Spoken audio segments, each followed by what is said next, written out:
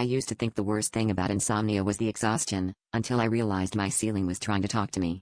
It started last week, just faint lines at first, spider webbing across the plaster every time I blinked, but last night, the crack spelled out "Don't sleep yet." I thought it was a trick of my tired mind, until tonight, when the message changed: "If you look away for too long, something will crawl out." I should have ignored it, but curiosity gnawed at me stronger than the fear. I lay back on my creaking futon, eyes glued to the ceiling, blinking rapidly to see if the message would change. Every time my lashes fluttered, the cracks rearranged, forming new, frantic warnings: "Stay awake. Don't turn your head. It's almost out."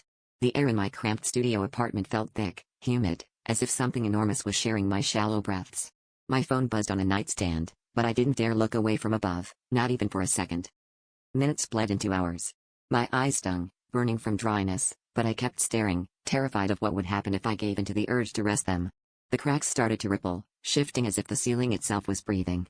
I could hear the faintest scraping, like nails dragging along drywall, coming from somewhere inside the plaster. Sweat gathered on my brow as the words reformed again: "IT sees you." I blinked, just once, too long. Something cold and slick brushed my cheek. I snapped my gaze upward in time to see a thin, jointed limb retreat through a widening fissure. I scrambled out of bed, heart pounding, but the ceiling was perfectly smooth again, no cracks, no words, just blank, silent plaster. Now, every time I close my eyes, I feel it watching, waiting for my next blink.